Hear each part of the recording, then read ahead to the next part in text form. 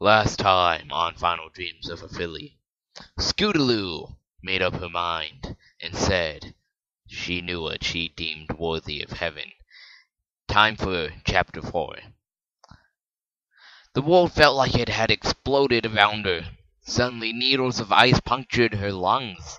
Her lung, her lung, the needles of ice punctured her lungs. The metallic taste of blood tinged her lips. And for some reason she was burning alive. In the distance she could hear sirens wailing and terse, anxious voices barking out orders in choppy directions. None of them made any sense, and she was being eaten from the inside out with fear. Scootaloo struggled to even remember what had happened that had led to this, but her thoughts were sluggish, she couldn't seem to collect them. Only once the world came to a shuddering halt did she realize that she was in an ambulance. That she was in an ambulance. Before she can invest in the thought, she felt herself slip from consciousness, and she was plunged into complete darkness. It didn't last long, or it didn't seem to. What felt like seconds later, she opened her eyes and tried to sit up with a start. Her entire body was convulsing and trembling, but she could feel her heartbeat raging away within her frail chest. A strong set of hooves pushed her gently back down, and as she tossed her head wildly to see who was confining her, the will to fight disappeared. Rainbow Dash! She managed, her teeth chattering so hard she quickly gave up on attempting more than that. The man looked down at her with tears in her eyes, but was smiling despite being just as scared as the filly. Calm down, kiddo. Take it easy, for me. That's right, that's my girl. The nurse entered the room, followed by her friends' faces. Scootaloo! Oh, Scootaloo, are you okay? Both of them were pulled away by the older sisters, as the rest of the visitors filled in slowly. Apple Bloom, she's got a rest now. Your friend had a pretty close call. For once, Reddy agreed, pulling Sweebo close. I should say so myself. Why did you girls never tell us she had been living in that tiny little clubhouse? Both of the fillies lowered their heads, guilt surging within their voices. We never knew. I never asked. As the nurse administered the vital warmth the young Pegasus needed, the trembling began to subside. Slowly she found her voice, and used it now to say the hardest thing she had ever brought herself to. It wasn't their fault. It's mine. I was ashamed. I was scared of being taken back to the orphanage if any pony knew. So I lied to every pony. I was scared of saying goodbye. The room went quiet as it sunk in. She could see each of their faces. They could not bring themselves to simply accept the answer. I should have known. I should have done something. Although un- say, although unspoken, Scootaloo could see it in their faces. Only one of them spoke aloud. It was not what she had expected to hear. I'm leaving. This is something I should have done a long time ago. Her eyes widened as she turned to face the voice of her mentor. Rainbow Dash, no, please. The sudden distress caused her breathing to hitch as she was taken by a fit of coughing. Without being able to say another word, she could only watch as the pony she looked up to the most got up and left the room. The action had taken even her friends aback, and Fluttershy rushed after her to see what was the meaning of the outburst. Others merely talked amongst themselves, frightening or further upsetting the delicate health of the filly. They took in gradually outside, leaving Scootaloo alone with the nurse. Even her closest friends had been dragged away to leave her. This had to be a nightmare. Nurse Redheart frowned, her eyes filled with a quiet sympathy.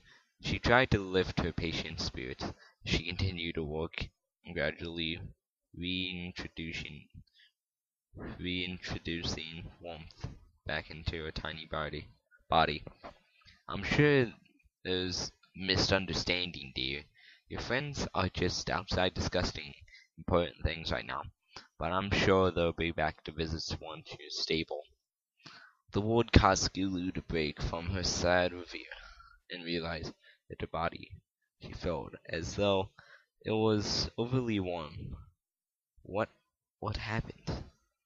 Nurse Redheart stopped, considered whether it was a wise idea to tell the filly how close of a call she had.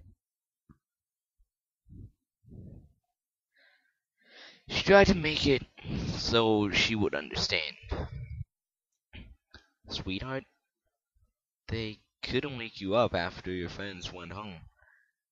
I think one of them got worried and said something to their sister about not having seen you outside of that little clubhouse for some time. It was enough to call a search party, and in about an hour, Rainbow Dash found you curled up on the floor. She couldn't wake you, so she flew up, and if she hadn't found you, you wouldn't be here right now. She then moved close and tucked.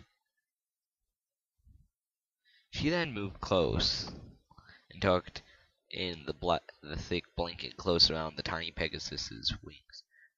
The call of they call it hypothermia. Hypothermia. Temperature dropped so suddenly, and you were only wrapped in a thin blanket. You got too cold too quickly. It's very dangerous.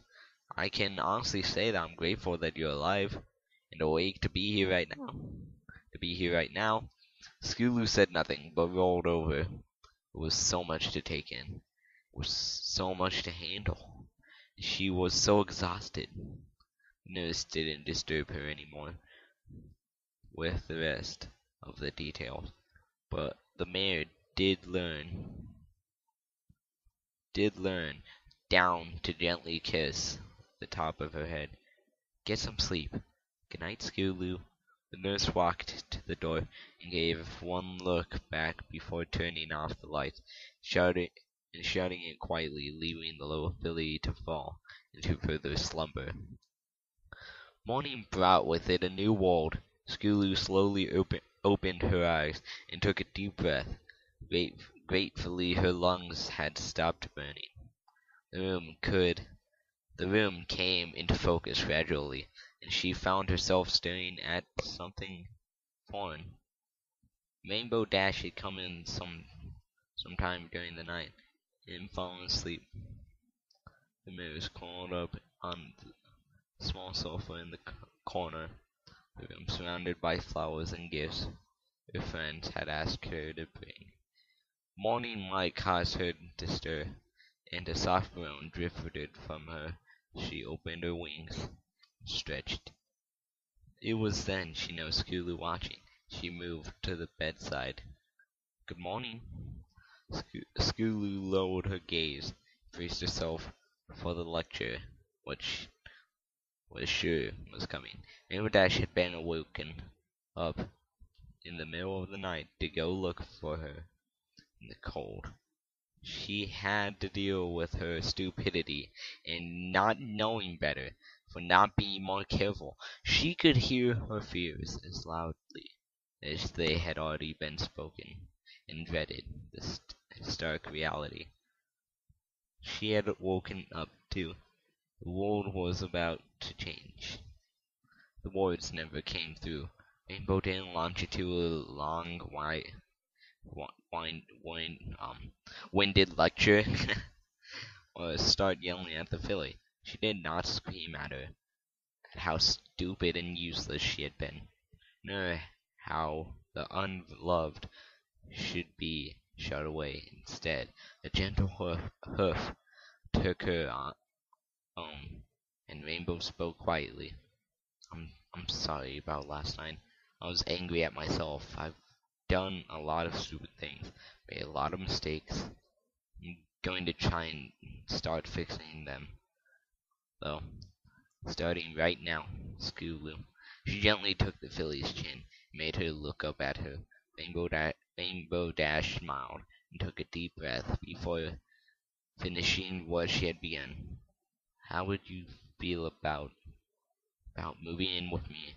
About me adopting you? Last night made me think about a lot of things, long and hard. I was so scared of losing you. We all were. So if you can, forgive me for being so slow. You never have to be alone again. You can come home.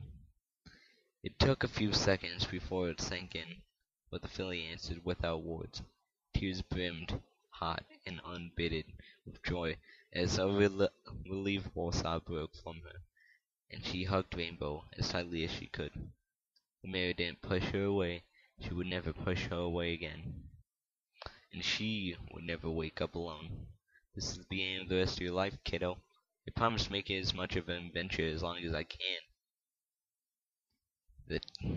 Though the tears she opened her eyes, she could see Apple Bloom and Sweet Belle staying there, both of them just as overwhelmed as she was with emotion. Behind them, their sisters and the other mares stood as relievable and thankful that the nightmare had ended. Of them were there, for a moment, someone she didn't recognize. It had been an old gray mare, passing by with a smile on her face. She was there and gone, leaving the filly to the happy moment.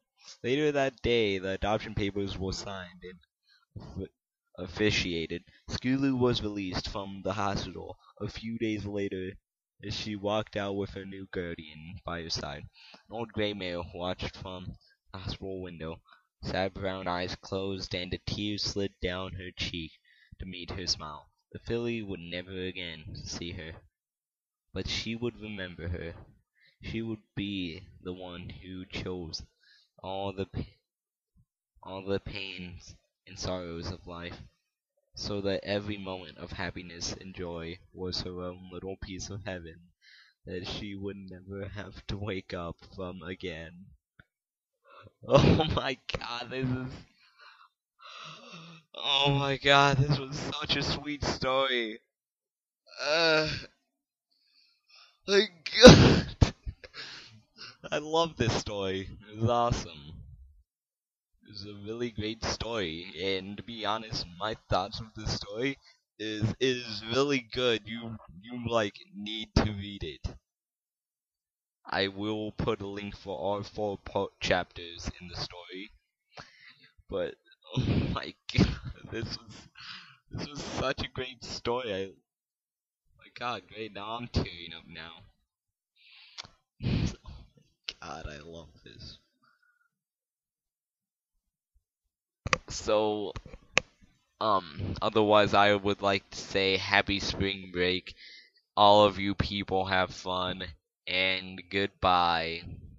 Seriously, read the story. It's awesome.